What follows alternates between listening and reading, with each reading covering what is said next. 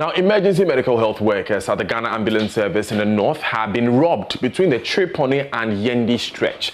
The robbers blocked the road around 8 p.m. and robbed workers who had just transported the patients to the hospital. It could be recalled that a similar incident happened in February this year, where the driver of the ambulance was shot. Patients on board and staff were robbed. Now, on the telephone now is the Deputy Administrative Head of the Ghana Ambulance Service, Abdul Adam Latif. Mr. Latif, good morning. Thanks for joining us. Tell us what happened. Thank you very much.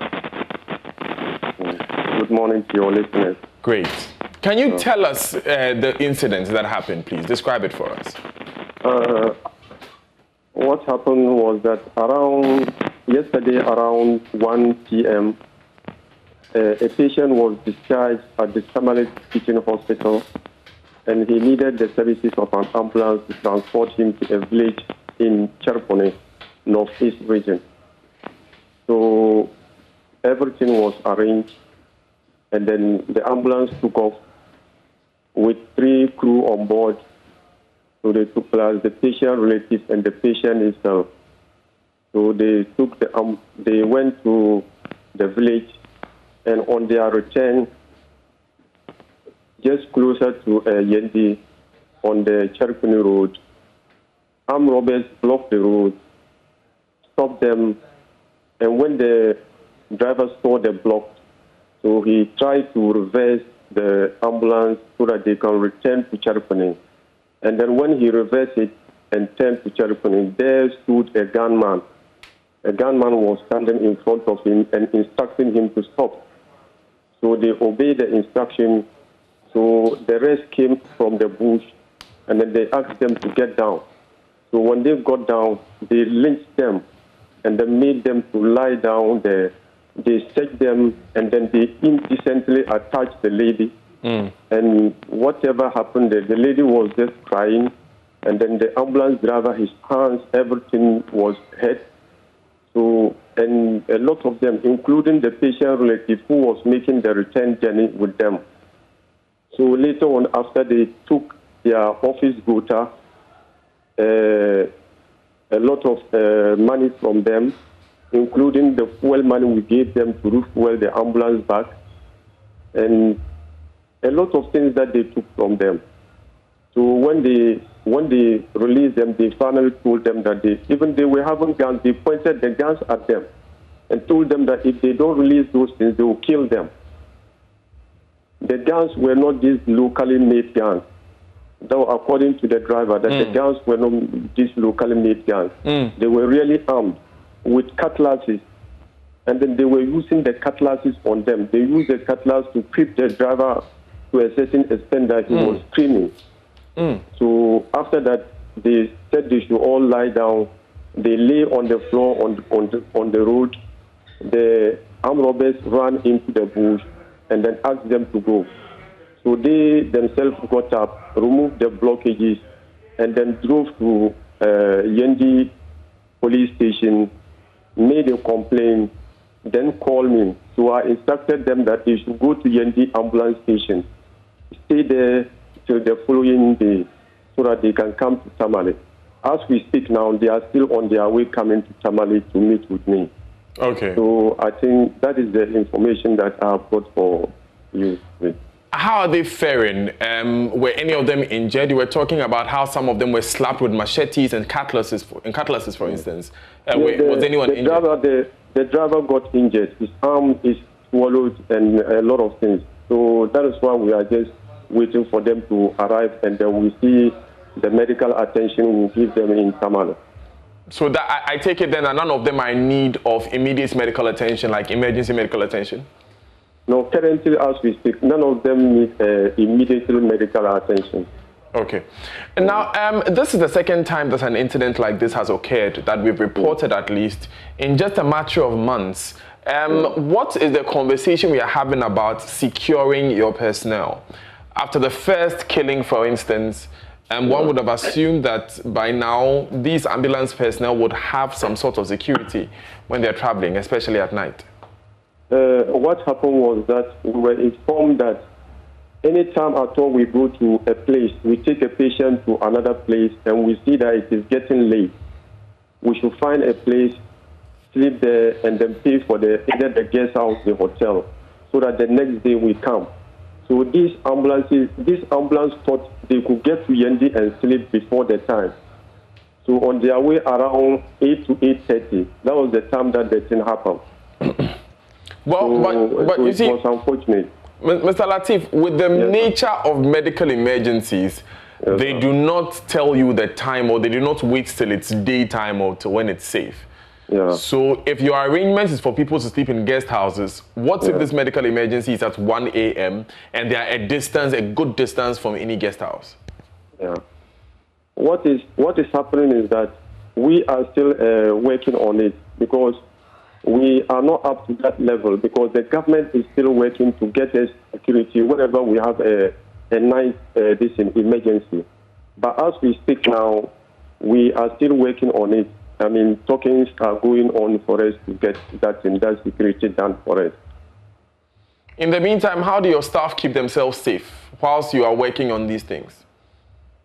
The safety that we have now is when you know that you are on the way and it is night time, you have to stop. You don't continue that journey.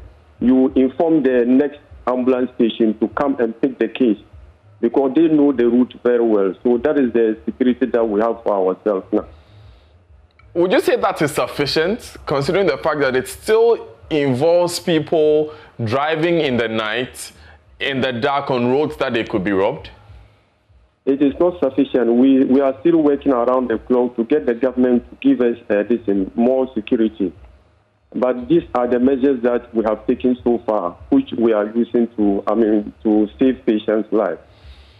What are some of the local solutions that you can apply? For instance, there are security personnel at the disposal of most of the MMDAs, and the MMDCEs have some level of control over them. Can't we consult with them and ask them to assign 1 or 2 men to your cars at night? Yeah, sometimes when we know that we need security, we sometimes arrange, or you can call the DC or the Metro Secretary. You inform them that this is what is happening, so that they assist you, and then you can move and go and save lives. So that arrangement exists. Why didn't we not do it for these guys? Yeah, that arrangement, because we didn't know that they will get to the armed robbers who come as early as 8 that way, because it was still not that. So that was they were rushing to come. Mr. Latif, 8 p.m. is pretty dark where I live. Oh, yeah. 8 p.m. is pretty dark. I don't know if it's not that dark up north, but 8 p.m. is pretty dark. They were just closer to Yendi. They were close to Yendi, and then this thing happened to them. So they were coming to sleep in Yendi, so that the next day they come to Tamale. Mr. Latif, thank you. My pleasure. Very much for staying with us and joining us this morning. Let me just remind you that we will be taking you to Parliament, where Ken Oforiatta, Finance Minister Designate, will be vetted today by the Appointments Committee of Parliament. As soon as that begins, we'll be there live. Now, as the world marks Tuberculosis Day today, Programs Manager for the National Tuberculosis Control, Dr. Yao Edusei Poku, has told JoyNews the country's detection rate has dropped by a whopping 15% as a result of the pandemic.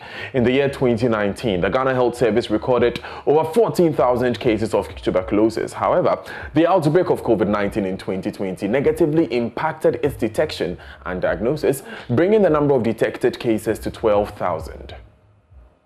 We put in one of the best strategies in the world in late 2019, and we had a lot of cases. So by the end of 2019, we had gotten about 14,600 TB cases. That was quite substantial. It was almost 15,000. And at the beginning of the first quarter, or at the first quarter of 2020, COVID set in. So what happened? People will not come to the health facility. People will, even if they will come, they will not disclose that they were coughing. And you and I know why. Because at that time, it was a high stigma, because people were afraid to be stigmatized that they were having COVID. And as I'm informing you that COVID and TB, the symptoms are similar. Okay, so as a result, patient OPD attendance dropped. And so we could screen less, and the diagnosis, people that we diagnosed, we got about 12,433 as a result of that. And mind you, in some countries, TB cases fell more than 20%, but for Ghana, it was about 15%. Now, speaking at a press briefing to mark the day, Dr. Edusi Poku further explained that the result of a pilot study conducted between January and March in the Greater Accra region showed that testing for both COVID-19 and TB were positive, as in out of 208 samples, 9% tested positive for TB and 2% tested positive for the coronavirus. Preliminary results, ladies and gentlemen, from a pilot study in Greater Accra on testing for both COVID-19 and TB at the same time show that out of the 208 samples tested for both COVID and TB from January to March 2021, 9% of them tested positive for TB, whilst 2% tested for COVID. In fact, it is significant to note that one of the cases among this result was a multi-drug resistant case, meaning the bacteria that were found in the sputum were resistant to our two main first-line medications, that is isoniazid and rifampicin. This clearly shows that anybody with cough, fever, or breathlessness could be having TB. We'll speak to Dr. Edusi Poku soon, but the Upper West Regional Director of Health Service, Dr. Damien Pongwiri, has expressed concern over the number of lives lost through tuberculosis. He said out of 12,000 cases recorded in the Upper West region, 31 persons lost their lives. He said to avert this, they have employed strategies, including increasing case detection. Dr. Damien made a disclosure at a free screening of inmates of WA Central prisons as part of activities to mark World Tuberculosis Day in the region. JoyNews' Rafiq Salam reports. Tuberculosis remains one of the world's deadliest infectious killers. Available statistics indicates that nearly 4,000 people lose their lives to TB and close to 28,000 people fall ill with this preventable and curable disease. Though there is global effort to combat it since the year 2000, which has led to an estimated 63 million lives saved, TB remains a scar on the conscience of the world. March 24 each year is therefore set aside to raise public awareness about the devastating health, social, and economic consequences of TB and to step efforts to end the global TB epidemic. To mark the day in the Upper West region, the Upper West Regional Directorate of the Ghana Health Service held a free screening exercise for 150 inmates and officials of the WA Central Prison. Upper West Regional Director of Health Services, Dr. Damien Pongwiri, shared out statistics of the devastating effects of the disease in the country and narrowed it to the Upper West region, where 31 persons lost their lives last year. In Ghana, it's still a problem. About 44,000 new cases of TB occurs in Ghana, and then in Upper West region, every year the expected number of new cases of TB is about 1,258. Unfortunately, last year we were only able to detect slightly over 300 cases, out of which we lost 31. So it means that there's a lot of work that we need to do to be able to get cases. What we currently are doing is to increase case detection as a nation and as a region. Upper West Region's laboratory scientist, Dr. Tony Basana, noted that considering the number of infected cases and deaths recorded last year, the Directorate is leaving no stone unturned, hence the free screening at the WA Central Prison. If you have one case of TB that is not treated and completed treatment, the likelihood of infecting close to 15 people is high. And where we are now especially has a higher risk because of the risk factors, overcrowding, lack of ventilation, sometimes inadequate nutrition and all of it. So we need to be worried. If you even identify just one case, it is a case for us to be worried as a region. Public Relations Officer of the West Central Prison, ASP Joseph Perko, noted that though the West Central Prison has not recorded any case of TB the past few years, that is not to make them complacent.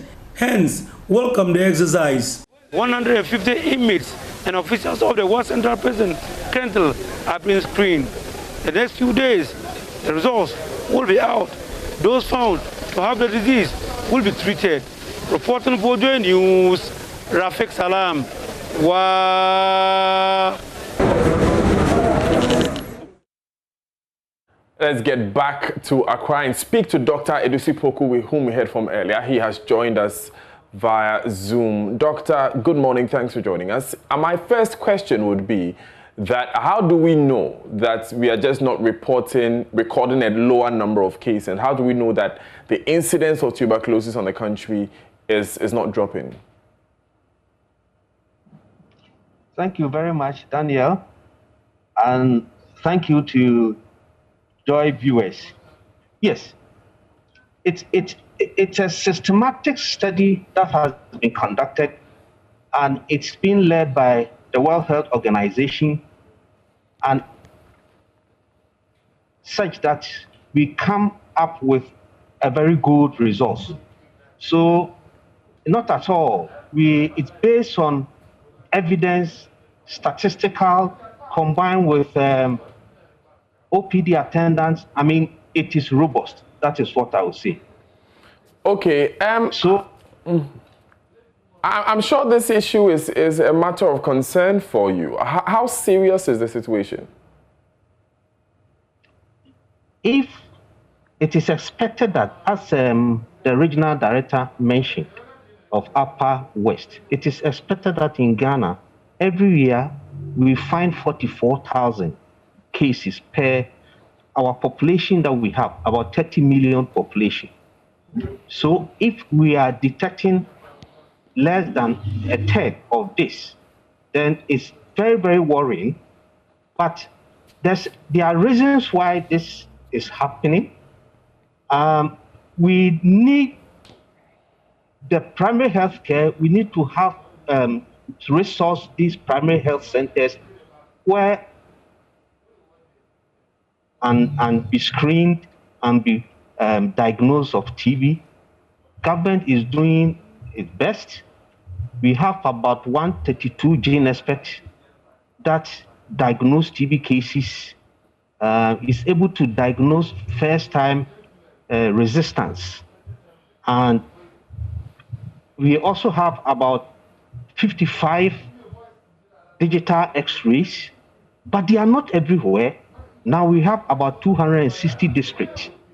If we could resource every district to be able to have a gene expert and a digital X-ray, then we'll be doing very, very well getting these missing cases. Now, Dr. Edusi Poku, I understand that you attributed the low incidence of the case or the low reportage of tuberculosis to the COVID-19 pandemic, among other things. Is this the case? That was last year, 2020.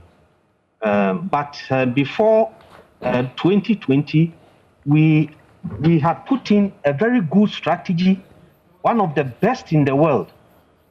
One, intensified case finding, and then sputum transportation system. It was working till COVID set in. It is said that what I mean by this is this. In the health facility, when the person enters the health facility and the person begins to give complaint as to why he or she has come to the health facility, in addition to all that the person will say, we also want to find out if the person was coughing. Because TB basically affects the lungs. And so by so doing, we systematically ask questions, and then if the person is eligible, the person goes and take a spitting for testing. But we realize that the state-of-the-art machine that we have, that is the gene experts and the digital X-ray, they are not everywhere, as I mentioned. And therefore, we also devised a strategy called the spitting transportation, where people will come to the facility, they will not waste time at all. We will collect their spitting. Where they don't have the gene expert, we will transport it using an external courier to a place where the gene expert is, so that we can diagnose the case quickly. Unfortunately, when the COVID set in, things reversed because the symptoms of TB and COVID are similar. Right. And therefore, people were stigmatized. They were afraid to mention that they were coughing, and so we lost a lot of patients. Right. Dr. Dusifoku, thank you very much for joining us this morning. All the best in the fight against TB. It's a fight for us all. We move from that story, and we will be touching on the controversial case of dreadlocked children going to senior high school. That will come up right after this batch of messages. So, insofar as I decided to become a member of parliament, I cannot come here in shorts. I can't wear hat. I've seen students in other schools who have dreadlocks on, and I'm wondering why Achimota School would want to prevent such a child who is being funded by the government of Ghana, not Achimota School.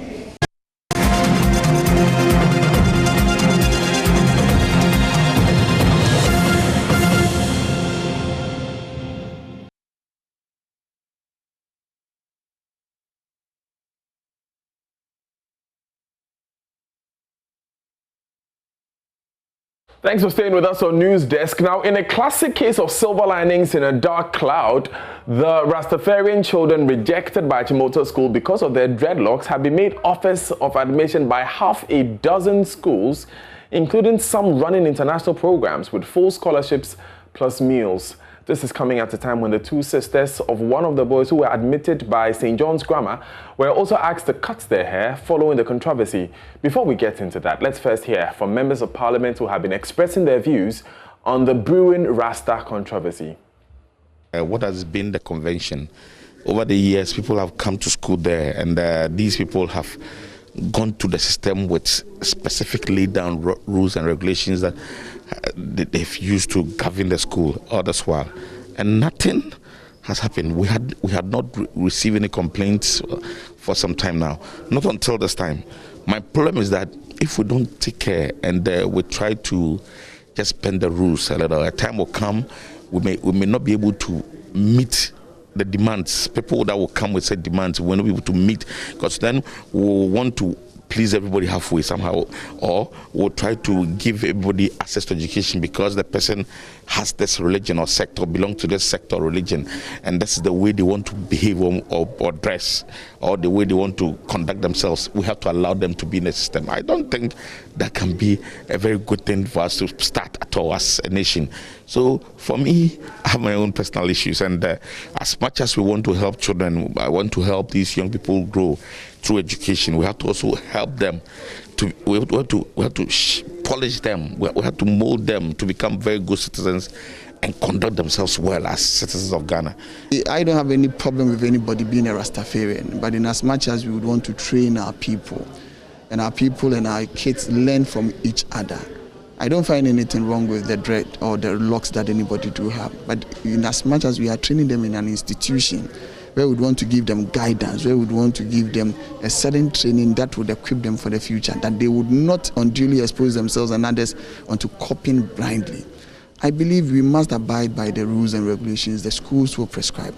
And I sincerely believe that Achimota and any other school is trying to insist on that. In as much as we are doing that, does not mean necessarily that we want to deny anybody of that person's creed, color, religion, or any sort of association that the person would want to have. Let us be emphatic on that. I believe that they must abide by those rules. Otherwise, this is the first test of anybody trying to get into an institution of training. So if you cannot abide by the first rules and regulations that the school set, or the institution set, it will become very difficult for you. Can anybody with dreadlocks enter the Ghana Armed Forces? Can you? Or Ghana Police? Or can you imagine you have a surgeon who wears these dreadlocks? Can you imagine the kind of contamination that will... You see, so religion aside, you must be disciplined. You understand? You must be disciplined. And I believe that we cannot be making, taking decisions for our children at this time. You understand? My father was a Methodist. When I finished University of Ghana, I decided to join the Church of Pentecost. What about that? You understand? So what it means is that let's allow the children to develop freely without any interference in so far as religion and other things are concerned. The most important thing is that let's give the child the required training now, and that is secondary education. So that I listened to the small boy and he says he wants to be an engineer. Right. You understand? He wants to be an engineer. Fine. What do you need? You need education. He said he wanted to do general science. If your dreadlocks will prevent you from doing the general science, that is what you want to achieve in the future. Why? Will you die if you take it off? You understand? But you wear it and you don't get access. So, my brother, yes, we have our, they say what we have all the, the freedoms. Yeah. But then we must be responsible. It has a limitation. You understand? Your right, begins when, ends where someone's also. So, insofar as I decided to become a member of parliament, I cannot come here in shorts. I can't wear any hat, to this place. But I have the right to do it outside this place. But once you enter the presence of parliament, you need to go by the rules. Achimota School is a public school. It's a school that is operating under the Ghana Education Service. If the Ghana Education Service has some set of rules that prevents people with dreadlocks from entering secondary schools, then so be it. But I have seen students in other schools who have dreadlocks on, and I'm wondering why Achimota School would want to prevent such a child who is being funded by the government of Ghana, not Achimota School. It's not being provided scholarship by the Achimota School. This is a child who passed his exam, who went through the BEC examination, and is being admitted, and his fees are being paid with taxpayers' money. We are paying monies to Achimota School to run their school. So if the GES can tell us that they have a set of rules that prevents people from putting on dread, then that is fine. But if the Ghana Education Service do not have such regulations, then I think Achimota School is wrong in denying this child access to their school. Well, Achimota has come out to defend this, that they have a set of rules and regulations. Well, whether the government is paying them to run their school or not. That will be the Achimota of old. The dread, then we educate you. That will be the Achimota of old. Today, every secondary school is fully funded by government. Right. Under the free SH. But in spite of that, they have their own principle. I mean, that's what I'm saying, that so we should have a common set of rules, a common set of principles. You understand? So you cannot tell me that an Ahmadiyya school or a Muslim school will not admit a Christian into that school because they have a certain set of rules. No, they cannot do that. Once it's a public institution and the government has placed the child in that school, let the rules apply. Let's not treat anybody special.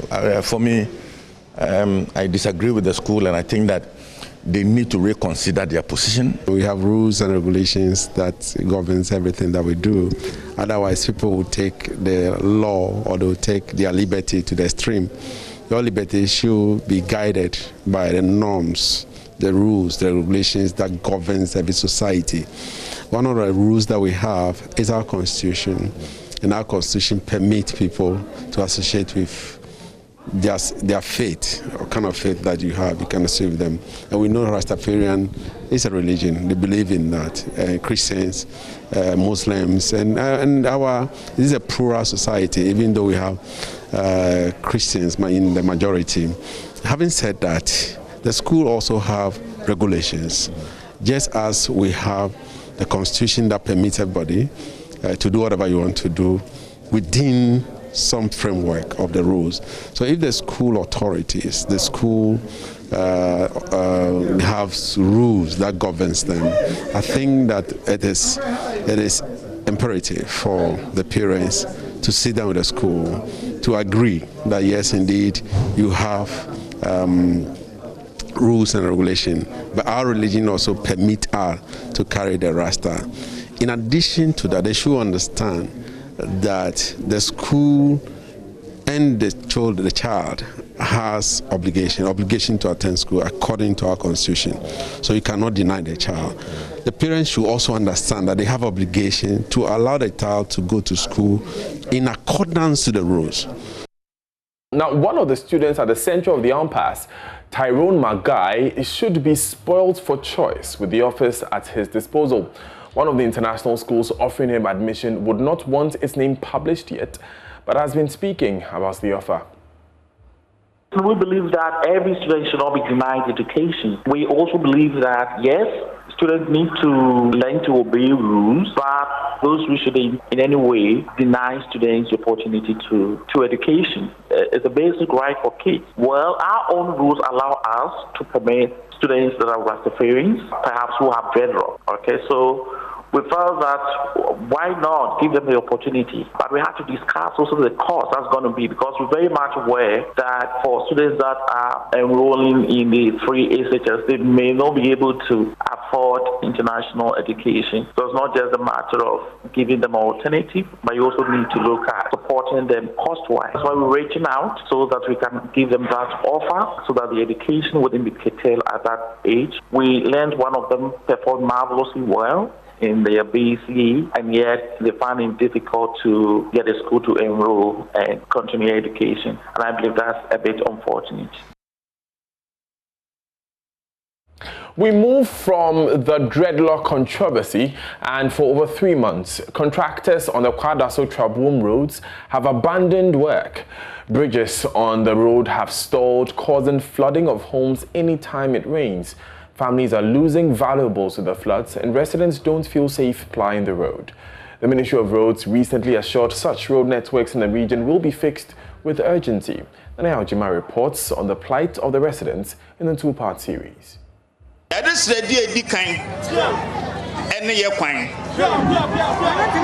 The chief of Fuase, Nana Frimpong Apia Ampem II, made an appeal to the president, Nana Akufo-Addo, during a campaign tour to ensure contractors expedite action on the roads in the Atrema-Kwauma area.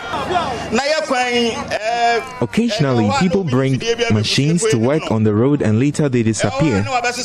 Recently, they demolished some shops on the road but disappeared afterwards.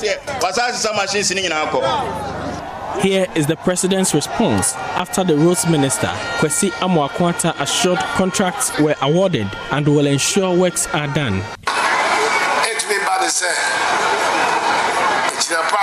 We can't neglect you after all the support. It's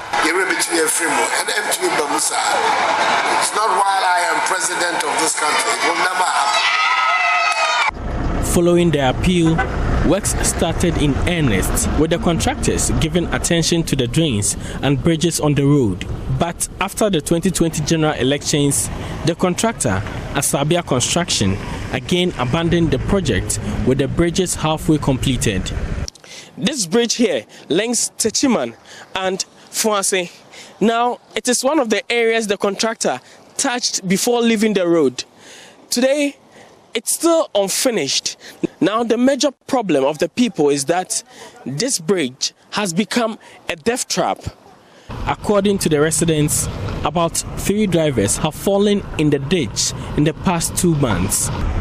Landlord Kofi Ajenim Boateng leads us to inspect the damage to his home caused by a culvert under construction. Running water being channeled through the culvert into the river floods his home. He has had to create holes occasionally in his building to control the flood waters. Water canals he sought to create to deal with the problem has resulted in deep gullies, exposing the foundation of his building. Well, we have reported the case to the assemblyman. The assemblyman also told us that they reported to the MC, MC. But then, yet then you have not anything. Yes, I've done my own construction so that it can prevent me from that, But since after this, no help of me. Over 15 houses now sit on a slope after the contractor filled up the road. They are all flood prone as the bridges remain uncompleted. Here are some affected residents. The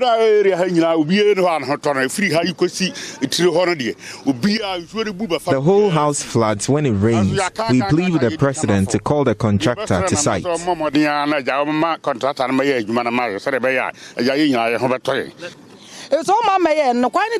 She says before the bridge, the place didn't flood. Now the whole area floods.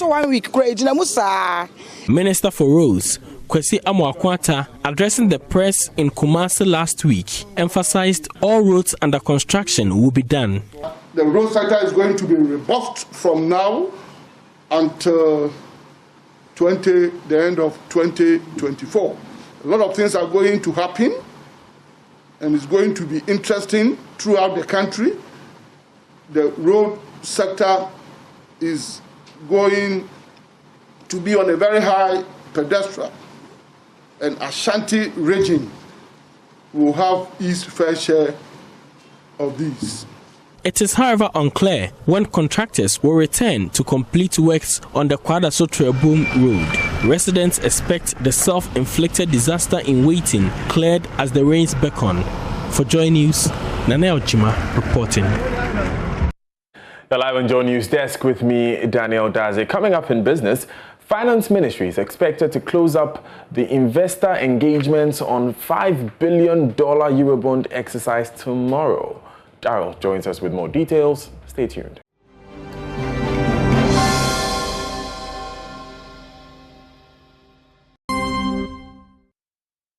Welcome to business. My name is Daryl Kwao. The Finance Ministry is expected to close investor engagements on the $5 billion Eurobond exercise tomorrow. Government, since Monday, has been engaging institutional investors through virtual platforms on the expected issuance of the debt instrument. But what are some of the concerns being expressed by the investors at the roadshow? Here are details in this report. The virtual meeting, which began on Monday, has seen officials of the Finance Ministry, the Bank of Ghana brief these investors on the economy, banking sector, and some policy measures outlined in the 2021 budget. These institutional investors are drawn from Europe, America, and some countries in Africa. Some of the issues that have dominated discussions or raised by investors covered government's fiscal policy, especially when it comes to revenue. They've also raised issues about rising non-performing loans and how that could threaten the stability of the banking sector. Issues surrounding a fairly balanced parliament and how it could impact on agreements going forward have also been highlighted. Bank of Ghana's government financing and the recent EU blacklisting were also highlighted. However, some market watchers are worried about the expected interest and the cost of raising this $5 billion Eurobond. This is because Ghana's ability to pay its debts on time is said to be under threat following the rising external debt stock, because we are not raising enough revenue to finance these debts. But at the time that the World Bank has also raised issues with our rising external debt, everyone will be looking at the expected interest rates to be paid on the Eurobond. Funds raised to be used to finance the budget deficit, maturing debts, and some projects outlined in the 2021 budget.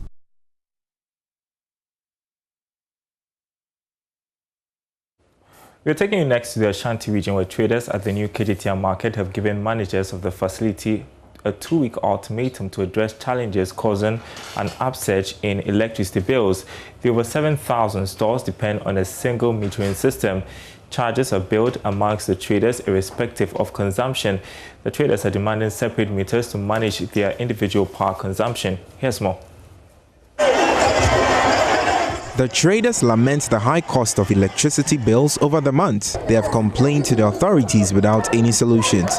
Some of them say their shops are locked up when they fail to pay the bills on time. The bills are too high and we cannot pay. Every shop should have its meter. Even those on the tabletops in this market pay an amount. I don't even use electricity. The bills are very high.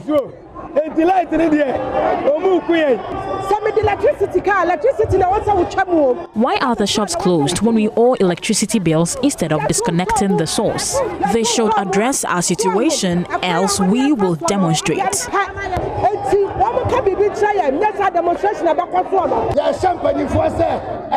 Nana Kwesi Prempeh speaks for the traders. We are calling on the authorities because we, the leadership, have already taken a step.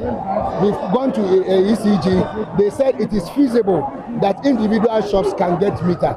So we don't know the reason why either the board or management have not given the approval for the company to provide us individual meters because the cost of electricity is very high in the market. Also, we talk about service charges.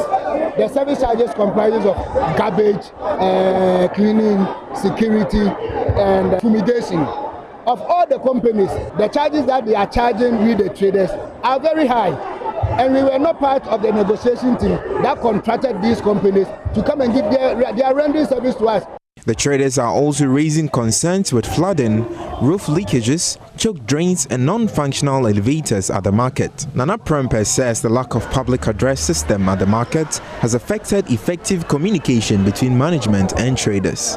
We want the city authorities to let us know what the contractor is doing within the next second phase, because it is this same contractor who constructed KJTR. He did the shoddy work.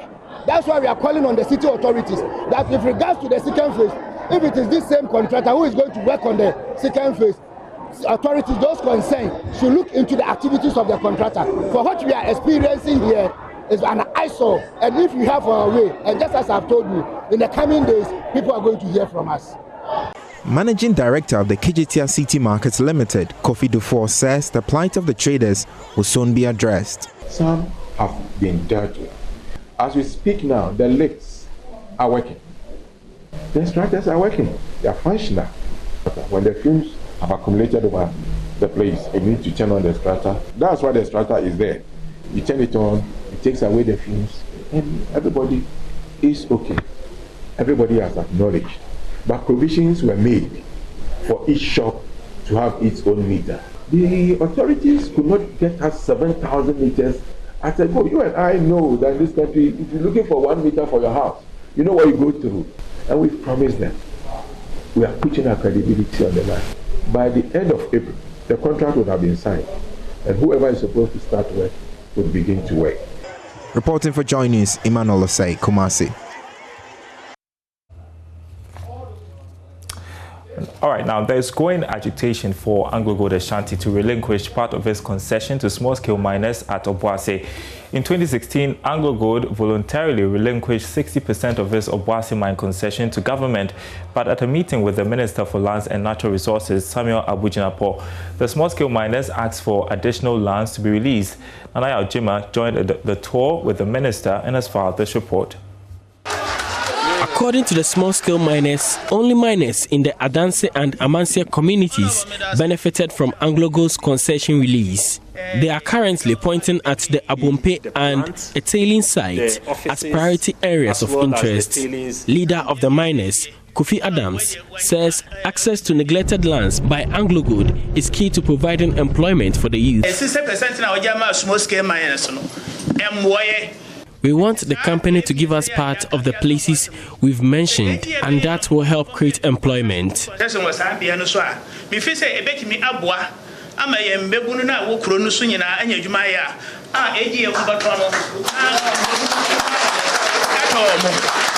The relinquished concession is rich in minerals, but not enough to attract multinational investment. Anglo Gold is currently operating 30% of the 475-kilometer square concession. Managing Director Eric Esubontin explains the need to protect the remaining concession. We chip at the remaining 30%, and we are chipping away at the very viability, the future of the business. One area of concern regarding that is the agitations we are starting to pick up even if informally, that some elements are trying to push for an area called Abunte, which is within the 30%, as well as some old savings facility that we guard very closely to be given out to them. And we've told our stakeholders on numerous occasions that area is a no-go area.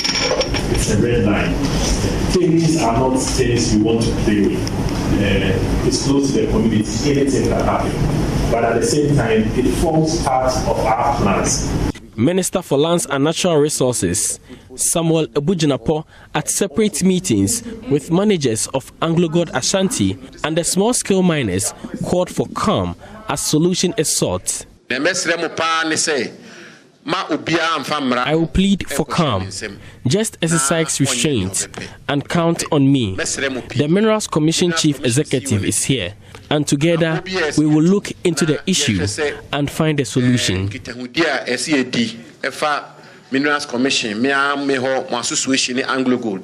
Na asumdue ebeye adwuma na obia ni beje no. Mr. Jinapo is on a 2-day working visit to the Ashanti region. For JoyNews, Nana Ojima reporting.